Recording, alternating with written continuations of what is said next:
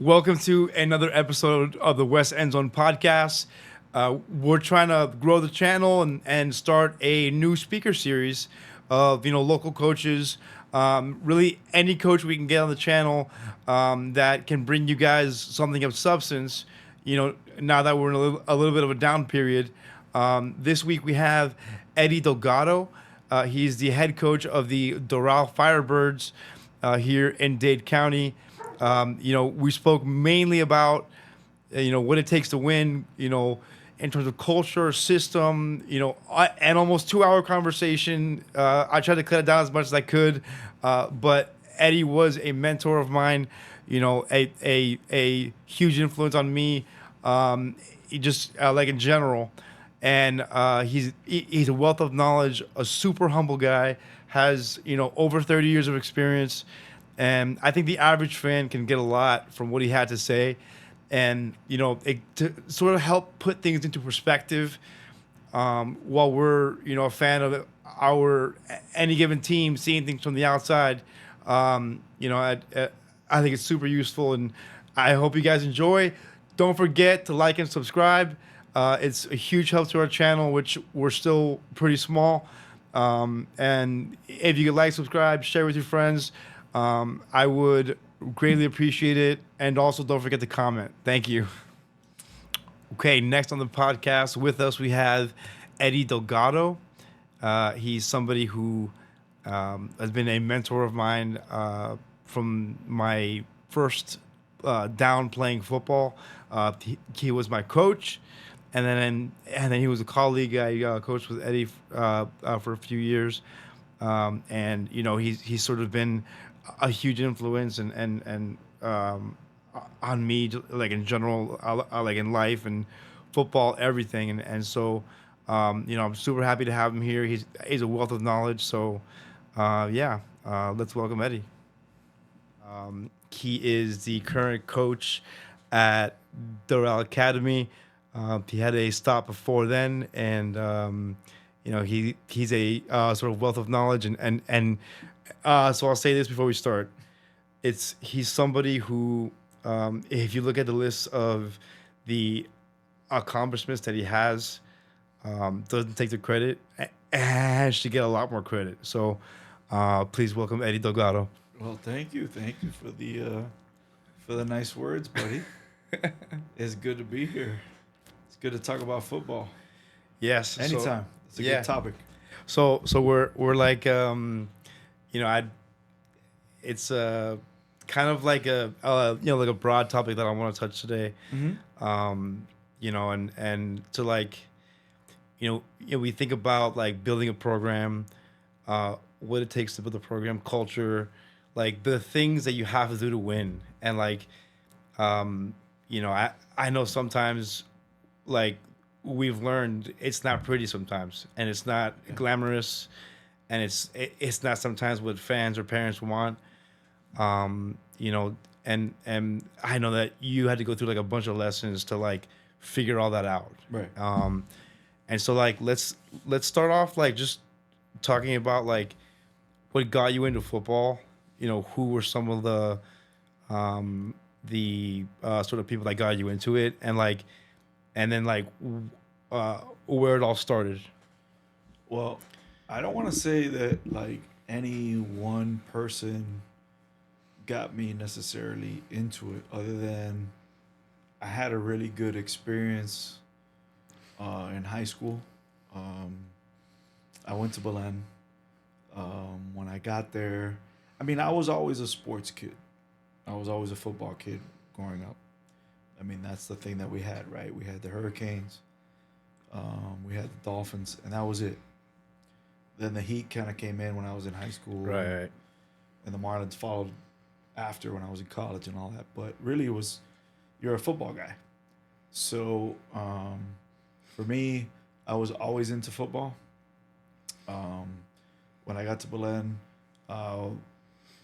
when I got there in 7th grade, we were pretty bad as a program.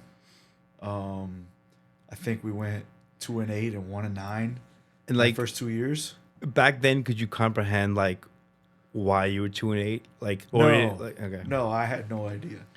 I mean, I was a seventh and eighth grader. yeah, I mean, at that point, you really don't understand anything. I mean, I don't think you get a really good idea of all that until a lot later, all the things that really go into it, you know. But I just saw that we weren't very good, and I remember I used to go to my cousin's games, and he went to Southwest, and they were terrible. I think they won one game in 2 years. So I got to high school and I was like, I got to Berlin. I was like, oh my God, we stink too. So I was like, Jesus, I hope we can win at some point. So I was pretty fortunate when I was a ninth grader. Um, the guys that we had as seniors that year, they were a really good group. Um, really good group of guys. I mean, they had a really big influence on us when we were freshmen because they had success. They got us winning. And not only did they get us winning, I mean, that's obviously important, but it was the way they did it. They were really good guys. They treated us really well. yeah. And they taught us a lot. And they were guys that we like really looked up to. A lot of really good guys on that team. So this is when you were a freshman. When I was a freshman. Okay, right. Yeah. So it made an impact on us. I felt like, and then like a lot of us used to talk about that, and just on me and myself. My brother played. My That's brother right. was on that team. That's He was right. he was a Quarterback. sophomore. Yeah, he was a quarterback. He was really good. Now he was a backup that year, but then he played his junior and senior year, and he was an all county guy. He was really good. I think. I mean, I'm a little biased, but I think he was the best quarterback in school history. We just didn't have good guys around him. Right. You know. Yeah. But I mean, he's. I mean, you know, so listeners don't know about your brother Herman. He's obviously one of the smartest guys I've ever met, right? Yeah. And it says a lot going to school like Belen, but also a super athlete too. yeah, no, he was always good growing up, and then he was identified early on as a guy that was really talented, and he played with them as a sophomore, and then he started his junior senior year and did really really well, even though we didn't really have great teams, his junior and senior year. So we had a lot of successes my freshman year, and then we looked forward to things as seniors. And then we had a great season my senior year, had the best record in school history. So that was like an accomplishment for us. So I had a really good experience, and Yeah. it was very influential that way. It Mhm. wasn't like, oh, one guy or one person. Yeah. It was just I always had a passion for football, and things were good for us. But I wanted to. I always looked at it. For me myself, I always had an interest in it, and I wanted to get into it just because I liked it, because I enjoyed it. So like at that point, it was more like you enjoyed it as a player, like playing, you like the things about uh, like playing the game, and you really didn't understand coaching quite yet. Well, I mean, I always knew. I always knew that I enjoyed the intellectual side of the game and the coaching side of it, because we were pretty fortunate at that time. They let us call a lot of audibles and do a lot of things on our own. Right. And I started off as a quarterback, and they gave us a lot of freedom, and I enjoyed it, and I got a lot out of that. And then I felt like I paid attention more because of it. So I always paid attention to the X's and O's part of it. I wouldn't say, oh, I knew it really, really, really well. I thought I did, Right. Right. right? But you Right. don't learn that until later, till you Yep. got to do it for real, that what you know or don't know. But I thought I knew some things at the time. And then when I became a coach, little by little, you start to realize, oh, yeah, no, I don't really know what I'm doing, until you know. Right. Till You know? till till maybe you go through a season and it doesn't go what you want, Yeah, or yeah, you go through a game that you think you're gonna win, you don't, or yeah, something like that. yeah. Like we spent. I mean, I spent 4 years as a JV guy and figuring stuff out, seeing what was good, what was not good. Um, at that time, one of my good friends, George Delgado, was with me at the time also. Yeah. So we both were kind of figuring it out together. And for context, George Zagalis is the head coach at ABC, At Archbishop Carroll, yeah. and he's been in the scene forever. Yes, he's been a head coach for a long time. He does a super job. I mean, they went to the state semifinal last year, and he's one of the best coaches out there. Like he and I um, grew up together, and we're like brothers. And we were at that time figuring it out together Right. and kind of building our philosophy at that time. Yeah, You know? which is like kind of what I want to, I'd like sort of get to. As you had mentioned, seventh and eighth grade, seeing the program in the shape that it was in, and it was not great. And then you see your brother go and have some success, and then kind of like culminates like in your senior year. What did you see anything specific then, or is it more like based off the lessons you learned as a JV coach? We thought during that time we were like we always thought we could be better than we were. Then as a JV coach, as young guys, you always have a lot of like excitement, a little Yeah. piss and vinegar, so to speak. Yes, you know? I've been there before. And, Totally get and you that. think you can change the world, Right. um, but especially at that age. And so we used to talk about that a lot, like how we thought we could get things going in the right direction, how we thought we could always be competitive, and all that. Even during a time where they weren't competitive, because we had a good year in '90 when I was a senior. But then they jumped into district play in '91, struggled a little bit. '92, same thing. They went on some 500 years there really, for like 4 years, and it was like we always felt like we could be better. Like you as a JV staff, meaning, right? Like, Well, we always thought there were things that we could do Yeah. to improve the program right. that would make it better. So then, like, let's talk about those thoughts you had. Mm-hmm. What you tested, what worked, what didn't work. And Yeah. I got a feeling that you're gonna say the weight room's part of it. Well, yeah. I mean, we didn't really have a weight room culture through all that time. I mean, there were some guys that did it, and there were some attempts here and there, but it wasn't like a true program in place that really elevated the entire program.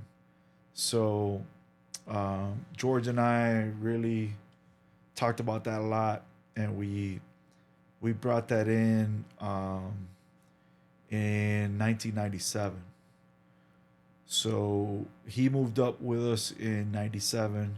I had started on varsity in '95. So it's a process. I mean, there's a lot of things involved, right? Like in '95, we figured as a program we need to come up with a system that's going to fit our kids. And I think that coming up with a system that fits your guys is important. So Right. at that time, there were a lot of teams that were having a lot of success with the wing T. Right. It was a very popular offense at various levels. Right. At that time, there were a lot of teams that were winning state championships with that. And we got beat by a couple of teams that were similar in the type of kids that they had to us, and we felt like, we really want to be like those guys. Right. So we went out and we set about doing that. So in '95, we converted to a wing T. And what were you was before? that was a major difference. Got it. And Before that, okay, so when I played, we were split back veer for a long time. And we you threw need the like ball a lot. Okay. We threw the ball a lot, and we were two back offense. You know, we were veer, but we threw the ball a lot. We had a lot of all county quarterbacks and receivers, and we did a lot of that, and it was successful. But we didn't have as much success in the early '90s. They in the early '90s he changed. He went to a single wing Right. in '91, and that was like I didn't truly understand the offense that well at that time because it was new and I was young and I didn't really get it. I get it better now. Yeah. Of Um, course. but like I mean, like it's not too dissimilar No. from the wing T. no, it's Yeah. not. But it's just different. Yeah. It was very and you different need from what we quarterback, did. and you need to have like Yeah, there were a lot of things to it, a certain- lot of rules, and it's just there were a lot of things that weren't necessarily smooth. So it was like 91, 92, 93, we did that. Then 94, we went back to the veer because we had success, obviously, in the late 80s and early 90s with that. So we went back to it, but they struggled. They really didn't do it well. So we wanted to find something else that was a little bit different, but still similar. So the wing T kind of fit. And we switched to that in 95. So we made that full conversion there, and then I moved up, and then I was able to work with the offense. So I called the offense in '95, and I was 21 years old. I was 21, turning 22. Yeah. You know, Coach Stewart gave me a lot of leeway there. Yeah, I And, mean, and responsibility. And I was like, Stewart, to his credit, was pretty good at letting his guys do his thing. Yes, always. Yeah. So he was great about that. We all bought into it, like we all believed in it, Right. and we did it, and we jumped from like averaging something terrible at 94. I don't even remember exactly what it was, and we jumped up to like 23 points a game from like maybe 10 or 11. Brutal. So it was like no, it was bad at 94 because we had a Yeah. pretty good defense, and we had some good skill kids. It just wasn't meshing. It just wasn't happening. It wasn't the right fit. Then in '95, we switched to that and we just broke out. And then over that period of time from '95 to when I left in 2019, we had 2 losing seasons. So like, before you get into that, like, why is it a good fit, and how did you know that was a good fit? Aside from seeing a different school that like it looked like us, what specifically? Well, the thing with that, it's like the best comparison that I have today for that. It's like, why do the academies, why does the Naval Academy, Army, Navy, Air Force, all those, why do they run the option? Yeah. It's like an equalizer in Yeah. talent, right? Right. So at a school like ours at that time, you didn't necessarily have the high end guys like other places. So you needed to run something that was systematic, that was Right. misdirection, that was difficult to prepare for the other team. And I think that's even more true today than it was then, because back then it was more common. Right. Yeah. But Yeah. Like even back when I played, I finished in '05. The team that won the state championship in our division, my junior senior year, they ran the wing T. Yeah. Yeah. So, yeah, now it's even better, because a lot of teams, they just see spread stuff all the time, and Right. then now you're doing old school stuff, and you're trapping, and you're running sweeps, and Yeah. You're getting a corner in the run game. Like, yeah, Yeah. you're getting mismatches, guys that aren't used to playing things a certain way, Right. and it's even better. But back then, it was just a good fit for our guys, just because of the type of people. the down blocks, the traps. It was good for our linemen. Right. They didn't necessarily have to be big guys. Yes. They had to be more mobile guys. Yep.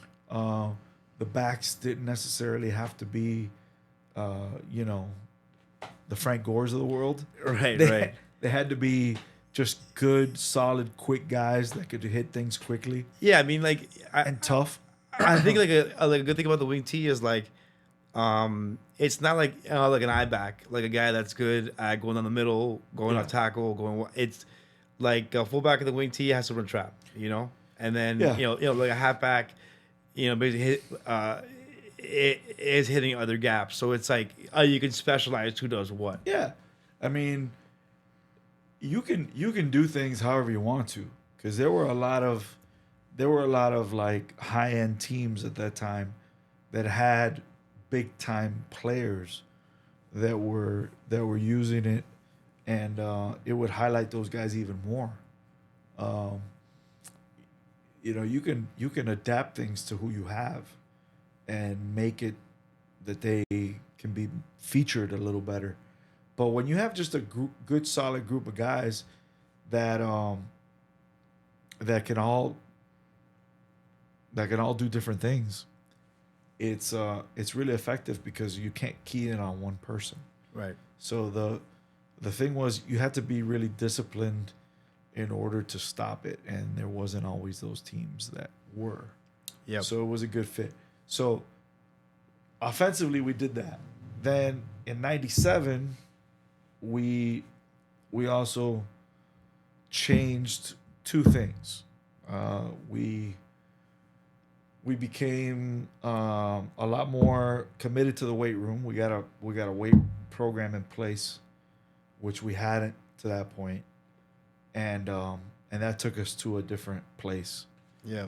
There was a lot of commitment to that, and when you talk about weight room and all that, I think that's what a lot of people refer to when they talk about culture. Mm-hmm. Right, like you know, like you see it on, you know, like especially now, you know, we watched the Hurricanes, and we watched Mario, and Yeah. and he's using the word culture and things like that. So you know, like to you, you know, that's really what he's speaking about. Well, I mean, there's a lot to culture is complicated. Right, but like Culture like, has a lot to do with, I mean, everything that you who do. you had, right? Yeah. But really, But like that's the base of it. yeah, because if you think about how, like, when you talk about football is a different animal. Football is different than every other sport Yeah. because we only get to play with pads on and all that for a short period of time. Yes. So you're locked away in the weight room and doing your off-season program and all that for a long time. Yes. More than you are playing on the field. Right. So when you're getting these guys in the weight room and you're trying to get them to get stronger and do certain lifts and the way that you want them to do it, there's a mentality that's being built. Because in the weight room, there's no cheating.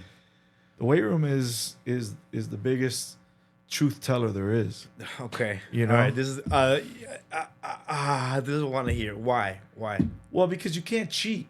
There's no like interpretation. Like the weight is the weight. Right. You so, know? so you walk in on day one, and you can squat. You know, like a certain number. Whatever it is, X amount. Right. And then when you get to spring or you get to Yeah. fall, hey, you better have improved this amount. Right. Or like the expectation is that you Right. improved a certain amount. Like, or whatever. The kids say the same. You're like, hey guy, like you eating Doritos or something? Like tell me, like Yeah, tell Doritos me, are right. Yeah, we used to make some jokes about that.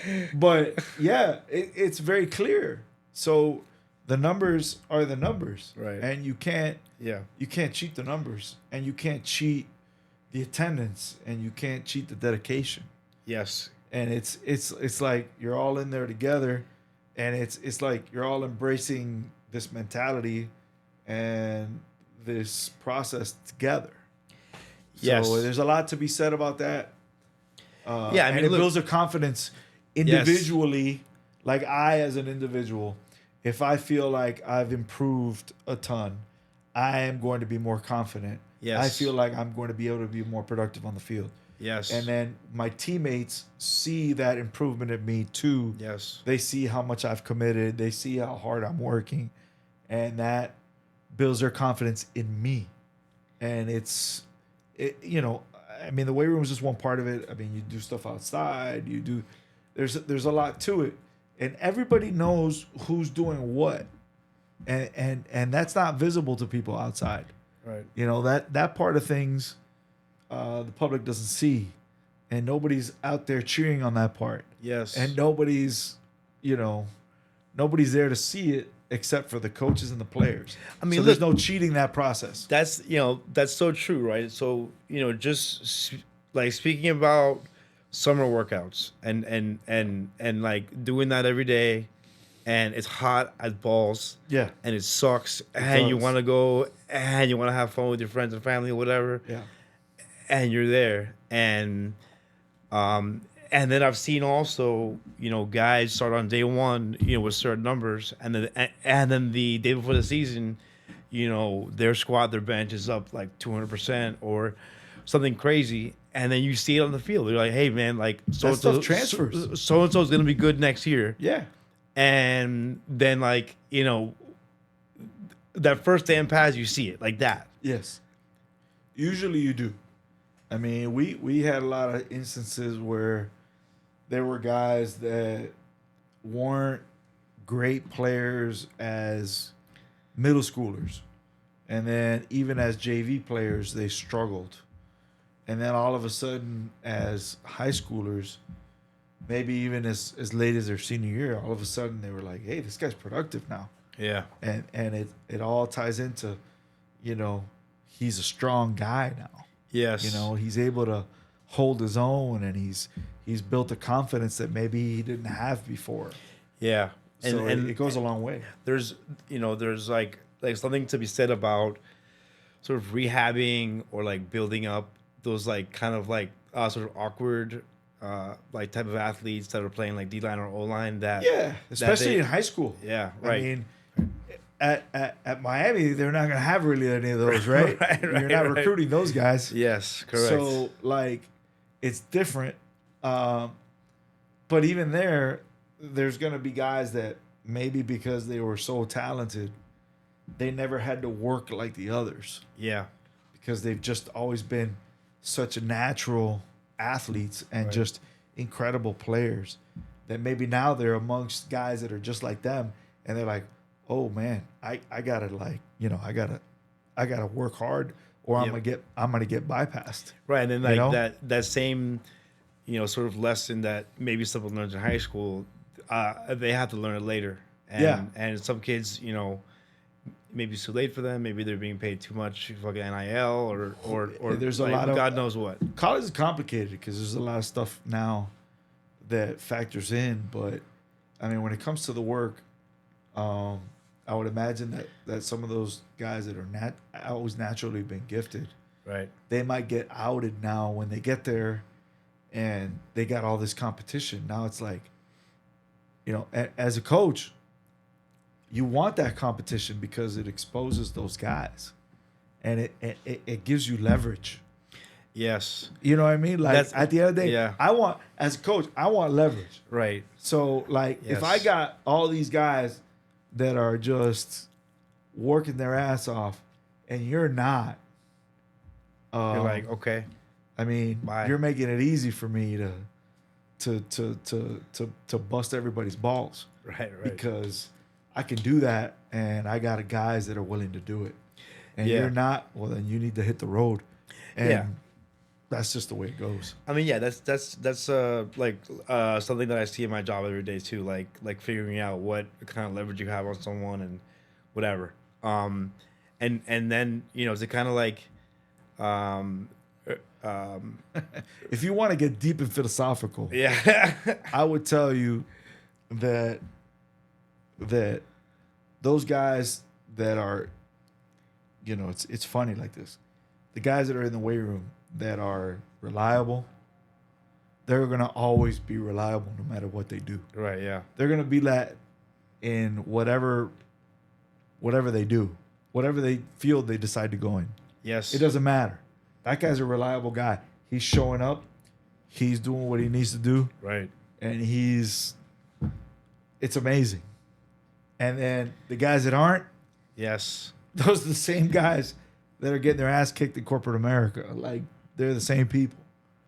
And they're entitled, they don't know, they don't want to tap out, whatever. Yes. They're complaining, their mommy and daddy are coming to complain or whatever. right. Like, you know what I mean? Yes. Like, it's the same thing.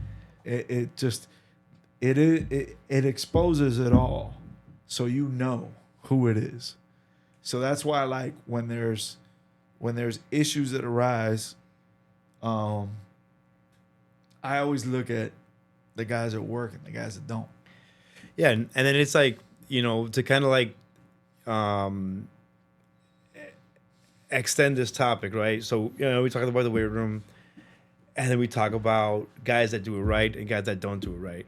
And then, sometimes those are guys that don't do it right, they're really talented, and you also like think they can, be helpful, or you give them a chance and you give them another chance. Yeah. Sometimes those guys screw you in the end. Like we're like they make it on the team, so to speak, and they're given a role, they're given reps. Yeah. They own the game and they end up screwing you.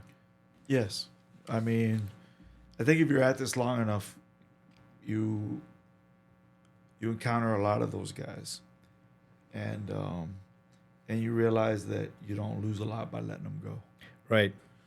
And and maybe at the level of like Miami and stuff like that, maybe that would be looked upon in a different fashion by the fan base and things of that nature. Right. But there's probably a lot going on behind the scenes that a lot of people don't know. Right. Right. Or maybe they do realize sometimes these guys, when they behave on the field, they do some dumb things and everybody's like, hey, this guy's always getting penalties, or this guy's always in trouble or doing something. Yeah, that this guy fumbled, at the wrong time, or There's things. Did the wrong route, or just like did something, and it's like it sort of always comes home to roost, and I don't know how many times I've seen it where there's a bunch of guys that in the school that should be out there and that they're super talented and they would be awesome, and they just like don't buy in. And you're really not losing anything because No. they're not like it was never there. No, football's hard. Yeah, man. Football's hard, right? So like, it doesn't matter what level you're participating in. The difference between winning and losing, oftentimes, is pretty small. So when you have these guys that aren't fully bought in, a lot of times they cost you in one way or another. And I prefer to go down with the guys that I know are all the way in. And I think most coaches would agree with that. Yeah. Yes. And there's a lot of things Yes. that people don't see. There's a lot of things that people don't see. They don't see what happens in practice. Right. They don't see what happens in the off season. Right. And they don't know the habits that these guys have built up and why they're not getting on the field, or why, like, if I'm talking about, let's say, like in the case of Miami, because, the NFL, things kind of sort themselves out, right? Like, Yep. Like by then things have been weeded out. Yeah, and You know? also it's just there's so much competition. Like Yeah, it's a top of the top. It's crazy. But in college, you get a lot of these guys that are highly rated, and there's so much that goes into that. I'm not saying that they're wrong. A lot of those guys oftentimes are some of the freakiest athletes you've ever seen. Yeah, right. They go to a camp and they they get time. They they get measured, all that stuff. They're unbelievable Yeah. athletes, but it doesn't measure what they do on the day to day, and what differentiates them from the other guys that are 4 and 5 stars. Yeah. Like maybe they don't have that 4 and 5 star type of work ethic, Right. Right. and that's really oftentimes what separates those guys when they get there, is like who are the guys that are really gonna work hard and really do the little things that matter.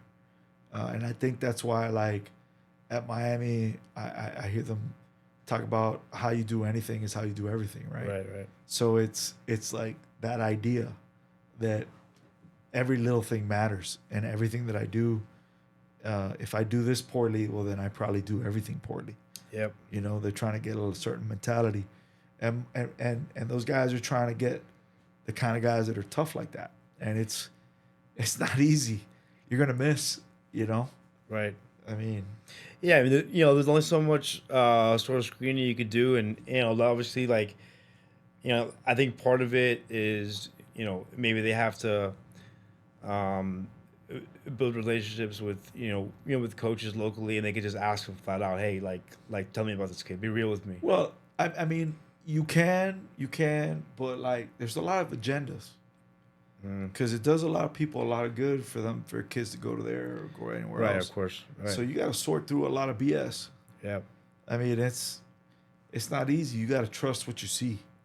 Right. You know, sometimes if you see certain things and you're like, well, but this guy's a highly rated guy, and Yeah.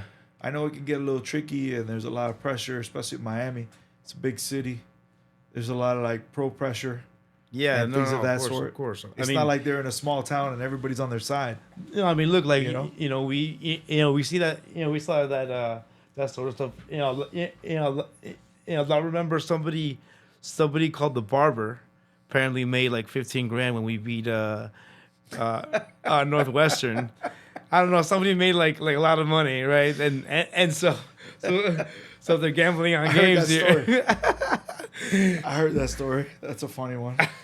So, all right. So, like in terms of culture, and like, what it takes to win, and sort of things like that. What are, tell me, could you give me one solid story of like something that sort of illustrates, culture, either, not being there, or it being there. Okay. So, all right. There's probably a few good ones. And we can keep it like pretty general. Yeah. Okay. No. It's good. Like, okay. So, man. All right. So I would think I like to go back to like when we were at our best, when I was at Belen, right? In 09, we went to the state title game. And I thought we were gonna be good, but I didn't think we were gonna be that good yet. Yes. I thought it was gonna come in 10 and 11. Mm-hmm. I mean, it did. Yeah, I mean, we were that good, but Yeah. I mean, we kind of exceeded my expectations in 09. I thought we could get on a little bit of a roll. The path was good. It was possible or whatever, but then in 10 we were really good. We just had some injuries and lost. And then 11 we were in a crazy district, right? So 11 we got put in a district with Central, Northwestern, Carroll City, Homestead, and That's right. I forgot somebody else. Right. So everybody was Jackson. tough. No, Jackson wasn't No? with us. They weren't with us. I forgot. It was somebody else that wasn't that good. There was a fifth team that was whatever. So we got a lot of like, you guys are doomed, Of course. and Yes, all I that remember. kind of stuff. And we had so many guys back that were sophomores when we went to state, and that had been a key part of the 10 team that I thought should have gone to state and possibly even won it in 10. We had so many guys back. We had such a good group. Everything was right. Right. That game, who went that year was Duke Johnson. In 10, Yeah, yes. in 10, New Orleans. Because we had beaten them. We had beaten them in the regular season 17-7. Right. And we played great. It was a great game. Yep. They were undefeated. I think we had one loss going in. The Columbus. And Yeah. and we beat them over there. Mhm. We played great, and then we had a bunch of guys out, and then Yes. in the rematch, they beat us in a close game, and then they went to state. They lost, but whatever. I thought we were good enough to go. Yeah, for sure. Yeah. So then in 11, we had so many guys back, and we were in that crazy district. So we were so determined to prove everybody wrong. Yes. And it was, And that's where that's where we're best, by the way. Yeah, like, it was soon a lot as- of fun. As soon as people start telling us how we're great, it almost never worked out. Yeah, no, we were better in that role, and so we had so many guys back, so I felt like we were gonna be good. So anyway, that year starts off, we lose two super players early. Like we didn't have a lot of Division I guys on that defense, right? We had a couple, and then we had another kid that went to Ivy League, right? That was one of the best players in school history. Yes. So we lose our Division I defensive end that it set the school record in the 100.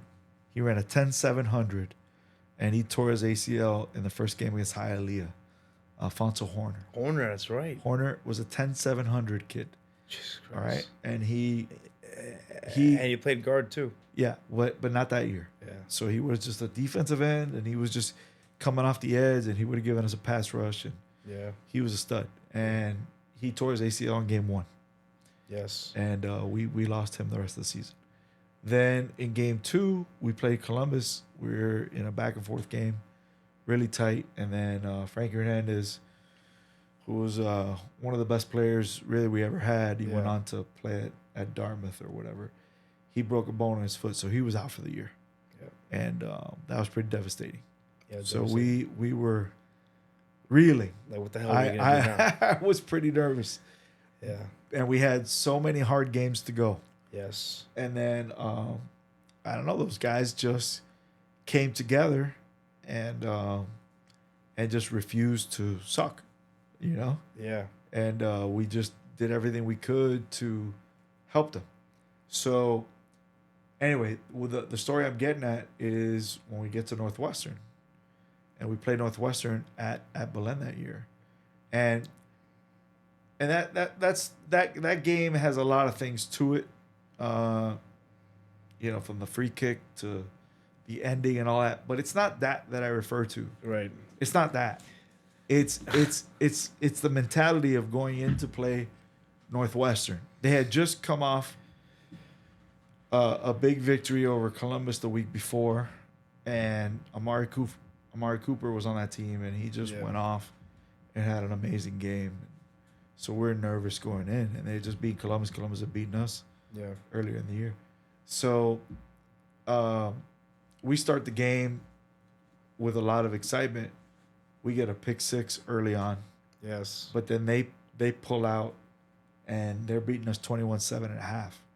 We got stopped at the goal line right before the half, and we didn't score. So we were going in with a little bit of frustration that we didn't score. But we got there and whatever. So we're getting the ball to start the third quarter. And we're all like, all right, well, we're going to drive down and make something happen. So they kick off to us, and we fumble it, and they pick it up and run for a touchdown. So it's 28-7 to start the third. Yeah. That was like a big kick in the gut. And let me tell you that I think that 99% of the teams that I've coached on probably would have packed it up right there and then and said, forget it. I'm out. Like, this is like, we're done. You know? Yeah. And those guys did not do that. It was the opposite. It was incredible. I mean, I'm talking about like you talk about culture or like mentality. What those guys did from that point forward was amazing. I mean, as a coach, because I remember the offensive guys were like, no, we're good. We're gonna go down, and some of our top guys were the ones that were like fired up and getting everybody pointed in the right direction. Like, now we're gonna come back. Yep. So they put a great drive together and went right down and scored 28-14. And then we started to play super on defense. So we had played pretty good up to that point. Yeah. We just got put in some tough situations. But Yep. we had played well. And then we just stopped everything they did. They didn't get a first down for a while. Yeah, and that was the game where we knew whether they would run or pass, and we had hand signals to sort of like tell the defense what it was. Those guys, I think. Well, we got that against Central, but against Northwestern, these guys I remember coming off going, we know what he's checking to. Right. So we had a good idea when they were going to run. So then they were really coming up hard on it. So they weren't we just didn't let them run. Yes. And then we had moved one of our Division 1 guys to corner. we only had for that one. game. We only had one Division 1 guy. We had one guy left. and he followed Amari Cooper wherever he went. Yeah. And we got lucky too. Yeah, we did. I mean, there was a good fortune on our side. They didn't hit some passes to him that they could have. They tried, but it didn't. Yeah, it didn't click. It didn't happen. And then we just stopped the run, so we kept giving ourselves, good field position. So and they couldn't punt. Right, their punter was not very good. Right. So we stop them 28-14. We get a quick 3 and out. It's not a great punt. We got a good field position, and then we hit a big pass to our tight end down the sideline, and everybody goes nuts. Yeah. And there's still a ton of time left in the third quarter, and we're 28-21. So everybody's going wild, and the momentum is just massive on our side. Yeah. So that belief now is there. So we come out, and then we drive, and we get inside, the 5-yard line again. But they stopped us again. Right. So that was frustrating. We didn't score. So there was a lot of frustration there too. But they just would not relent. And we just kept coming. And they got a couple of first downs, and then we forced then they went for it on 4th down near midfield.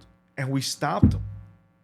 And that what I remember was huge. I mean, everybody went crazy, and we just went right down the field and scored.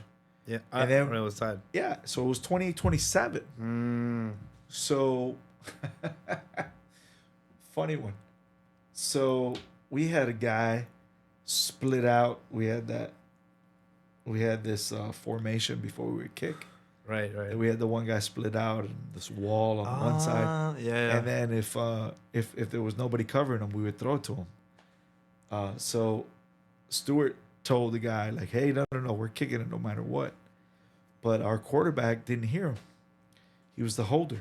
And he saw the guy out there by himself. Right. And he threw it low, right? So he gets the snap, and he throws it out there to him. But he one-hopped it. Oh, my God. And we didn't tie. And now we're in the 4th quarter. So everybody was, Coach Stewart was going nuts. He was very upset. Rightfully so. Yeah. Because we looked like we were going to tie it there, and we didn't. So we're still down 28-27.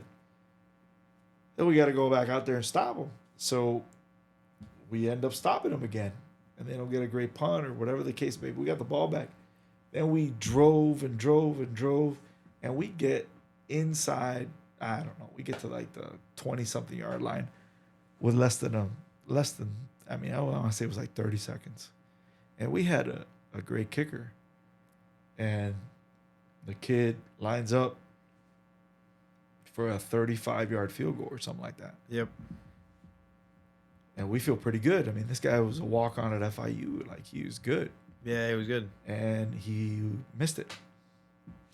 So we're losing 28-27 with 20-some seconds to go. And everybody thinks we're done. Right. And but in high school, you miss the field goal, they get the ball at the 20-yard line. We had 3 timeouts, and they hadn't been able to run the ball on us. So Right. I felt like we were going to stop them. Right. So first down, we send everybody. We stuff them. I go on. We call timeout. I go in the huddle. Everybody's crying. Like there's a bunch of guys crying. And I remember telling them, "Stop crying. We're gonna win this." And they're like, "Oh, they don't understand what the hell I'm talking about." Like, no, I got it. I know what we're gonna do. And they're like looking at me like I'm nuts. And I was like, no, I know what we're gonna do. We just gotta stop them. Right. Right. Just Let's make a punt. we just gotta get them to punt.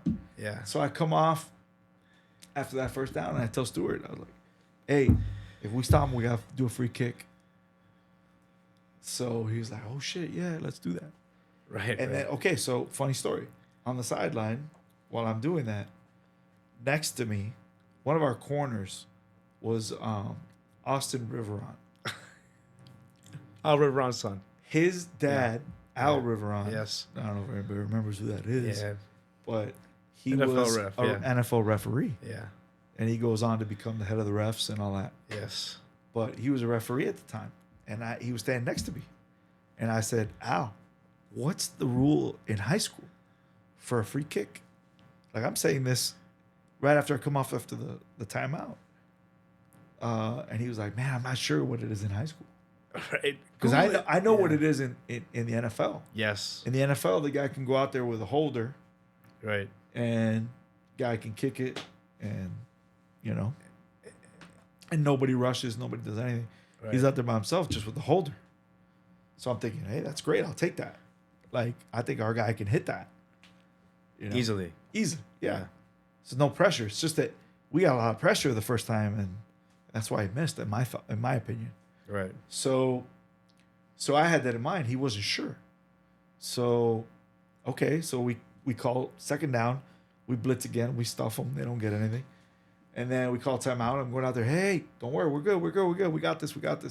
And the guys are like, "All right, whatever you say, coach." I don't know. They Sure, don't know coach, what the hell whatever. I'm talking about. Yeah. And then I'm telling these guys, "Hey, get ready. So then third down, they drop back to pass. We sack them. Right. And now they're going to punt from like their 12-yard, like they're snapping the ball from their 12 or so. Yes. And they're thinking, well, these guys might try to block it because their kicker was not very good. Yeah. Their punter was not very good. Right. So now the question for us is like, do we go after it, try to block it, which we might, or do we like just set everybody up back there and just take the chance that we'll catch it? Because you have to fair catch it. Right. So we're getting these guys together, and I'm telling these guys, "Hey, we need to get 3 guys back there." Right. And we had to set that up real quick in a timeout. Yep. And tell them, no matter what, you have to catch it. You have to fair catch it. Right. So the only question was, is this guy going to get it in the air? Right. So that we can do that. Like good enough. Yeah. Right. Good enough so we can fucking catch it. Yeah, because he's terrible. I mean, the guy was a terrible punter. Right. So it's like, oh my God, is this guy going to get in the air? So he thinks we're going to try to block it. So that kid's just worried about getting it off. Right. So it kind of worked out. So they snap it, and he gets it off. He gets it off quick. He was just trying to get it out of there. Comes to the left side, I think. It comes towards our sideline. Right. And Alec Macias. Alec caught it. Yeah. He fair caught it right on our sideline at the 37-yard line. Yeah. Horrible punt. Horrible. So it was a 47-yard free kick. Free kick, yeah. So now we tell the ref, "Hey, we're going to do a free kick." So now they're looking at me like, What? What are you talking about? What's a free kick? So at that time, Belen didn't have lights. Right. So the sun is going down, Yes. So they literally did not know the rules. Yeah. And they're sitting in there and they're having this discussion for like 15 minutes. They were going to go back and get the rule book from the car. Yes. So there was a lot of discussion. One guy was like, "Well, you got to drop kick it." And we're like, no. There's no drop kick. No way, bro. This is high school. It can't be that's harder than never the NFL. Rule. It's got to be either like a T or a holder. Yeah. That's it. Like I was thinking it was like the NFL. So then the guy comes back finally and goes, No. here's the rule: you get to kick it off the kickoff tee, and you can place it anywhere between the hash marks. You can move it to the middle because he caught it right in front of our sideline. I thought he was gonna have to kick it from the hash. He did not. He could move it right in the middle of the field. So he puts it in the middle of the field on the kickoff tee, and I'm thinking, oh my God, this is gonna be an easy one. But I say that theoretically, right? Because I mean, the situation is what it is. I mean, you're Northwestern's on the sideline, upset. Yes. Uncle Luke's over there, and everybody's mad. Right. And they're going crazy. Pretty sure that the head coach for Northwestern back then is the current tight ends coach, or not anymore. No, it was Billy Roll. Billy Roll's at Florida A&M. It wasn't Field. No, he was the next year. Ah, okay. Billy Roll didn't make it to that year. So what do you call it out? Billy Roll was the head coach.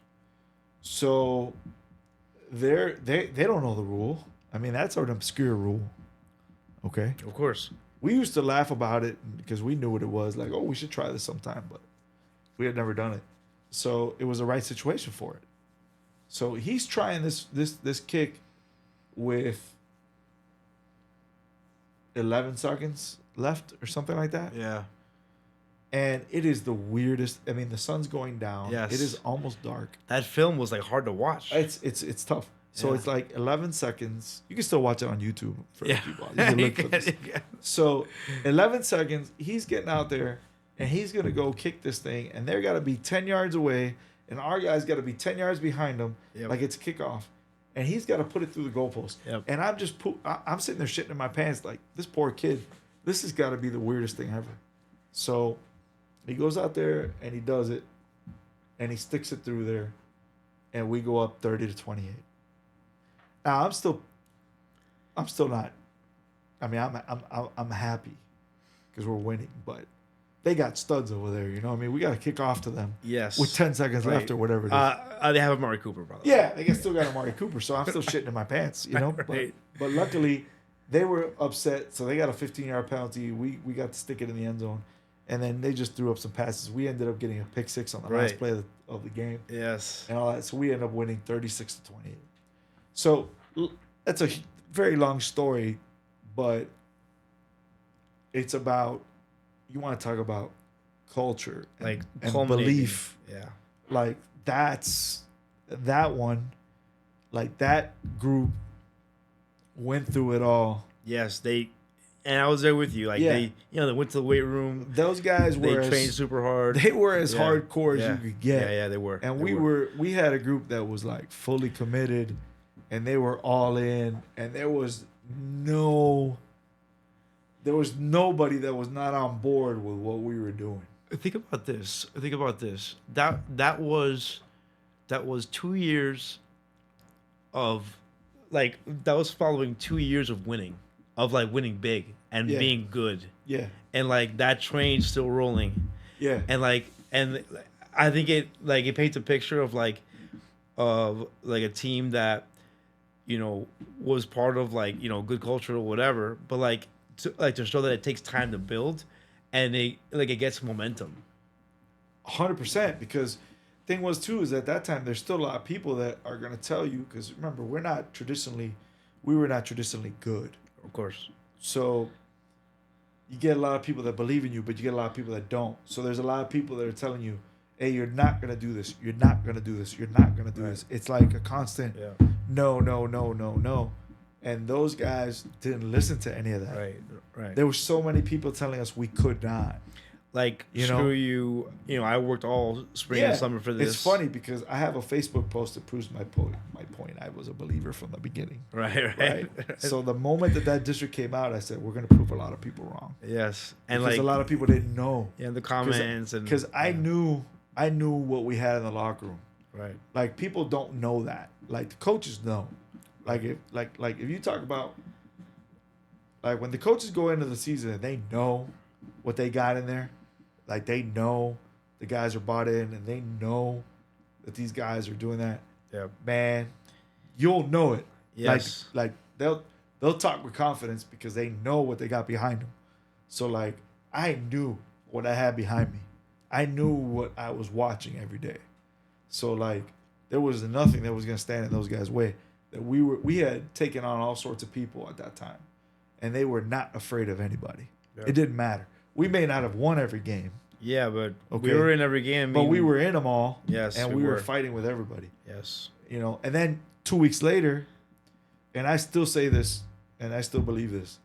Like, we went to the state title game in 09, and being there and being in that position was amazing, considering, again, where I started and what I thought going back to the early 90s when I first started. Like, hey, we're going to turn this into something good. Yep. Right? So that was kind of like a validation of that. But 2011 was the real validation. Yeah, it was. It was the real one. Yeah. Because we did it against Northwestern. Then 2 weeks later, we're playing Central at Trask Powell. Oh my God, that was the hardest game. So we're playing Central at Trask Powell. And now we got some other guys, besides the guys that are hurt, we got some other guys that are sick. Yeah. And we had some other guys that were out too. So we're going into that like, oh my God, how are we going to do this? Screwed. Yeah. So we're winning. We're winning in the fourth quarter, 35-21. And I swear, I remember, I don't know if it was at that point or when we were in the overtimes, because they came back and tied it, right? In an amazing game. It was 35-all at the end of regulation. Yeah. Then we went to overtime. So we go 4 overtimes with Central. So I'm sitting there, and I don't know at what point I just sat there and I looked on the other side, and I looked on our side, and I looked at what was going on. And from a guy that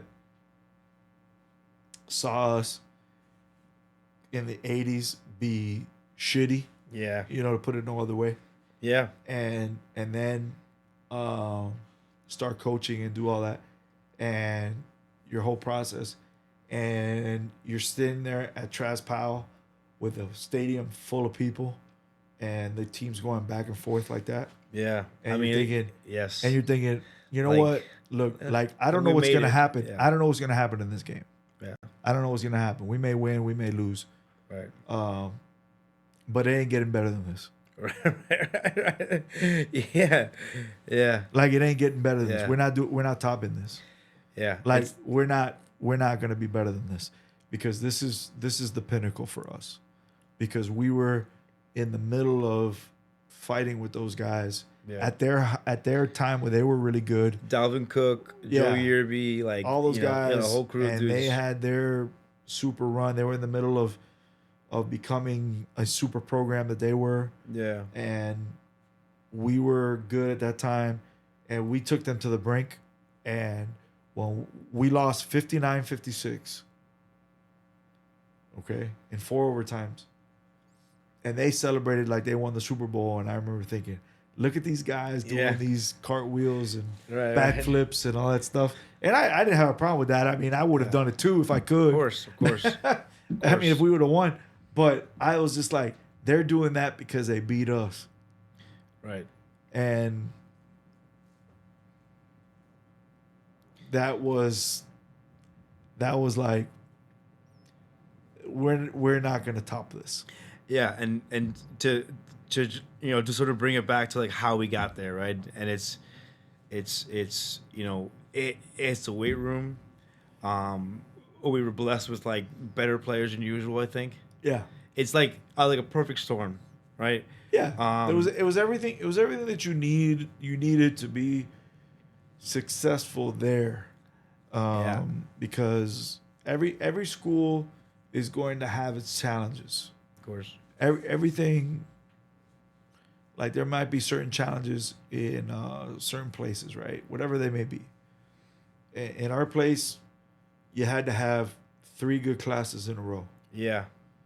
You had to have 3 good classes, and then you had to have a committed crew, like, totally, Yes. not with full of baloney and Right. Like guys that are about football. yeah, like, Yeah. enough, Guys, like, guys that love football. like put the Yeah. BS aside Right. and all the other stuff. I mean, like our core guys were all like kids that played together, like in Pop Warner, like No, like those it was guys- guys that loved football. Those guys were all hardcore guys, Yeah. so it wasn't like anybody was questionable. Right. There was no, like, you trusted all those guys. Right. So That's why I had confidence in 10 and 11.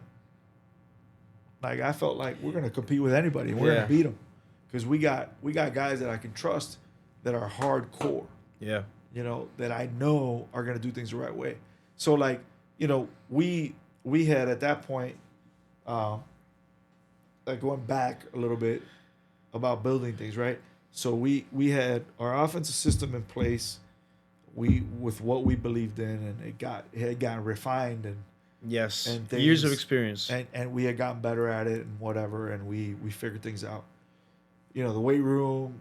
Also, there were things that we were doing that were good for us or whatever, and then we got to a defensive system also that we thought was good for us. Yeah. So, you know, you were a big part of that, and like when we learned that stuff, I felt like it took us to another level, and it helped us. It helped us be even better. Yeah. During that time, and it was just about like having systems for everything. Yes. And like it's not I view that as like not that much different than any other industry. Like McDonald's has a system, right, that they use to produce what they do, yeah. and this is how they do it, and this is how they run this, and this other franchise has this, Yeah. Yeah. and everybody has their way of doing Oh, of like it's- operation of operating. Like it's a You know? system of like making a burger. There's a system for the marketing. There's a system for the accounting, and like like it all works together. Yeah. And everything was like, well, we were bought in on offense, we were bought in on defense. Like all the guys that we had that coached with us, everybody was bought in. Everybody was bought in on all the things that we did. So we were all on the same page. The kids were all on the same page. Like it was just like you said, it was just everything was right. Yeah. I mean that's it, you're not always gonna get that in a lot of places, and you're not always gonna get that year to year. There's things that pop up that make it difficult. You know, and I would say the same thing would probably be the case with a lot of these teams in college. There's some years where man, it's just all right. Everything is in place. Yeah. Everything is in order. They've been doing it for a period of time. You got some consistency. You got everybody on the same page, and then you talk about culture. I think that's what everybody wants in culture is alignment. like a unified mind. Like a unified goal. Yeah, there's no dissenters. There's Yeah. no somebody going, no, but that's wrong. Yeah, Why are you yeah. doing it that way? Oh, why are we? It's like everybody on the sideline yeah. is all in all the time. It was never And the staff too, by the way. 100%. Like back then we were super tight. It Yeah, was tons yeah, of yeah, fun. We were yeah, always yeah. hanging out. Yeah, It was yeah, like yeah. tons of bonding. I mean, look, when we're going through, I go back to that. It's 28-7 yeah. at the start of the third quarter in Northwestern, and things are going bad. Yeah. And you're like, shit, everything's hitting the fan right now, and we could splinter very easily right now. And nobody did. Yeah. Nobody did. Sure. Like nobody we had jumped faith. ship. Like we had faith in the defensive game plan going into it. Like we were like the most confident that we had been in a long time. Like for the game plan, and like we knew that we would stop them. Like things didn't go right. We knew that we were gonna stop them, and then on offense, they were doing what they wanted. They just weren't scoring. Yeah. So there was no finger pointing. Yeah. There was no blame game. There was nothing.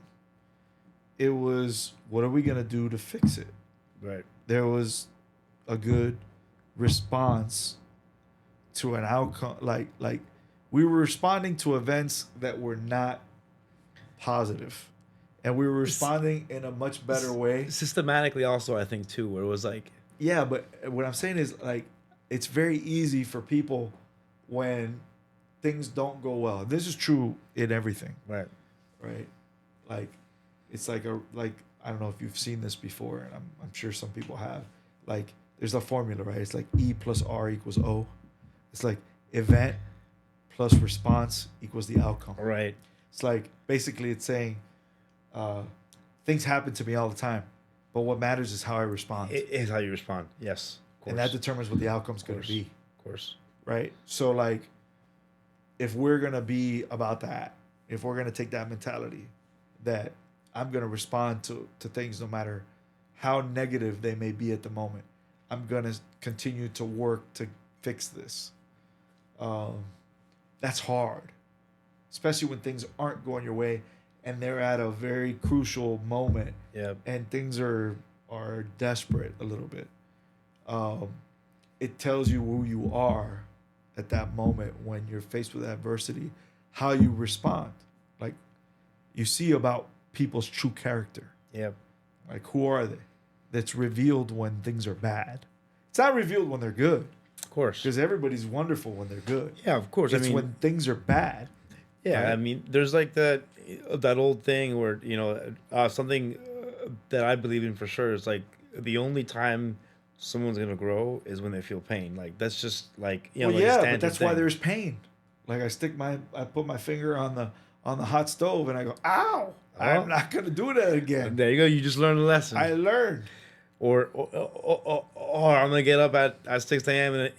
And I'm gonna go to workouts and I'm gonna do 15 110s in the like in the summer heat Yeah. on a hot track, and then I'm gonna come back tomorrow. I'm gonna do it again. Yeah, there's a lot of things that are learned through adversity, and you got to put them through adversity so that they don't fold when it comes. Yeah, of course. So at that point, those guys did not fold, and that's why I go back to that all the time, even now. I mean, I tell people that all the time.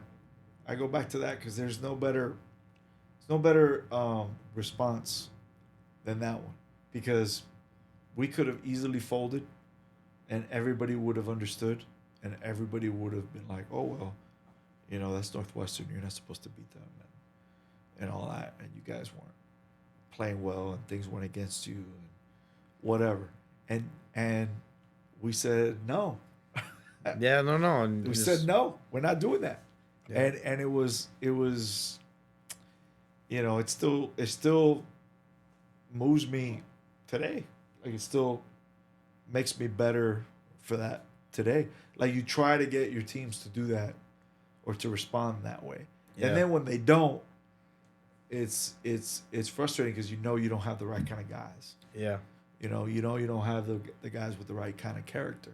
yeah. You Like know. you got to find the issue and Let sort me of get tell you, to it. one guy can make all the difference in the world, because you get the one guy that's out there and that is loud enough and that is influential enough, that is bringing the culture down, Right, then you got to get rid of that guy.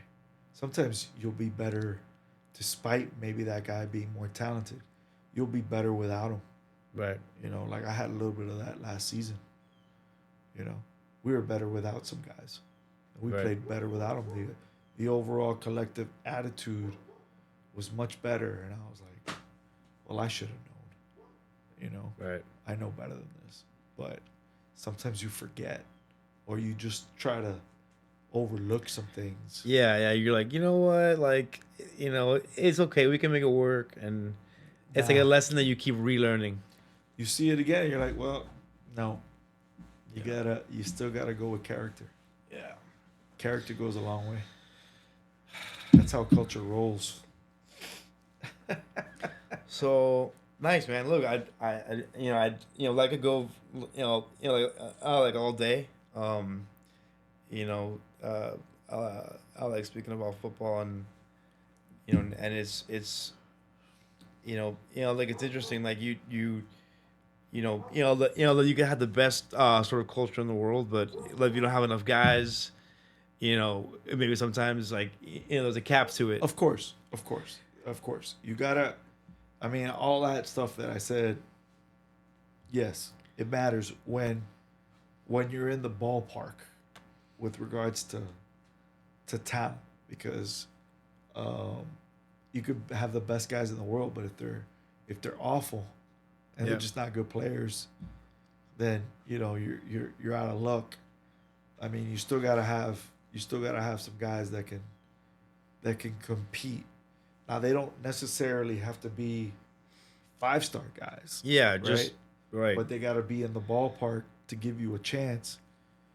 And then that collective attitude of all of them kind of helps you push and make up for maybe some differences in talent. But it can't be as massive a gap because otherwise, Yeah. you know that you can't discount that. No So, doubt. so we spoke about having the right kind of guys that love football. We spoke about the weight room. We spoke about having systems on offense, systems on defense that that sort of work for you. I think we've hit all the bases. Yeah. And then I guess the last thing is the administration, which is a whole other conversation. But that's got to be in line as well. Like as well. I know that the administration sometimes can kind of like it's like they maybe not are building the program, but they're just getting out of the way, right? Well, I think that every school is going to have every school is going to have certain things they want to accomplish, right? And how they want to accomplish it. And there's certain rules that you got to play by in every school. Yeah, and different Um, personalities, different people, like whatever just, that is, yeah, whatever that is. I, So you got to have an understanding of that when you get in. Um, in the case of the colleges, I would imagine, well, there's got to be a probably nowadays, it's got to be a financial commitment more than anything, and letting these guys do what they need to do, right? right, At whatever that may be. It also comes down to oversight too, you know, like how much, how tight are they going to be on them, how much money they're going to be able to spend, whatever the admin's got to be like, let them do what they need to do to be successful, right? In high school, you're going to have different approaches, right? So we worked under the approach at Belen that you couldn't get guys in at certain times and whatnot. right, Um, so okay, I mean those are the rules. right, Um, right, so with that in mind, then okay, so I can't go get guys. I can't supplement the roster when I'm missing something or whatever. Um, so in lieu of that, I've got to be able to require that these guys work a certain way, and you've got to make up for it with dedication and building them from the time they're sixth graders all the way right, through, yeah, right? yeah, So there's a lot of development in mind there. So that when you don't get the buy-in that you need, yes, like several years in a row, right? Like if you don't get all your guys buying in um, to the off-season program, um, you're gonna suffer on the field because you don't. It's not like okay, I got an offensive line that needs development. These guys got to all get stronger, and if they don't get stronger, I can't do anything about it because I don't have anybody else. I can't go find some guys. I can't bring some guys in. right, I gotta just work with these kids. So if they don't do the things that are necessary, then they're kind of holding our program hostage.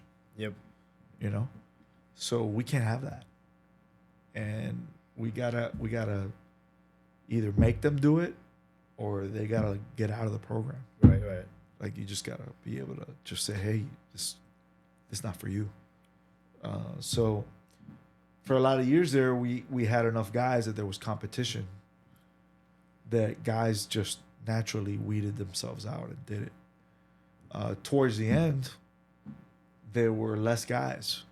We didn't have the depth that we had the Yeah. years that you were there. yeah, yeah. That's something that I wanted to mention is like having good guys, but having like actual depth, like that you don't have to go like both ways, things like that. Right, because like when you were there, like I remember, like I coached the linebackers, and we had two inside guys. We played two, but we had six that could play. Yeah. Like six, like those guys were all good players, and they all played a lot at some point or another. But we had six guys, so the amount of competition between those six was great, and they all did what they needed to do because if they didn't do it, well then hell, they weren't gonna play Yep. because there was other guys. Or if there was like a third guy that should have been on the field, cool. Then we'll put in Yeah. a like cool package just for that guy. Yeah, we did things to he's try and good. get them on the field, Yeah. but we had enough guys to withstand injuries and things that pop up. Right. But at the end of the day, as a coach, having six guys competing for two spots or three spots because we could play three, made it much better because they all wanted to play, so they were going to do what they needed to do to play, and they were going to be doing what I asked them to do, and they were all in on it. Now later, okay, well now we don't have six. Now maybe we have three for two, and then we're trying to like make so if those guys that are supposed to be the starters don't want to do what they're supposed to do, Yep. well then you're trying to get to other, you're dipping into other, and then you're kind of at the mercy of some of these guys, and that's where it's not so good. Yeah. So of you course. got to kind of get rid of guys, but then there was, Yeah, like like you're stuck in like a catch-22 type of situation where it's like you're kind of kind of screwed either way. a little bit because you're either gonna say, okay, well we're not gonna go both ways, and we're gonna lessen the amount of guys that we have, and we're gonna put some order in this house, because we can't have guys that are like doing things in a half-assed manner, and they're gonna disrespect the program along the way Of course. and all that, and then you gotta just build with the guys that you have, and you gotta maybe go with a smaller group, but you gotta get rid of the bad apples. Yeah. So the problem was the bad apples were loud apples. So Yeah. and then people started to listen to the loud apples, Right. So it is what it is. But like that's the rules that we played by there, right? So in order to be good, you got to have commitment on the part of the players, right? So from an administrative standpoint, what you want is support.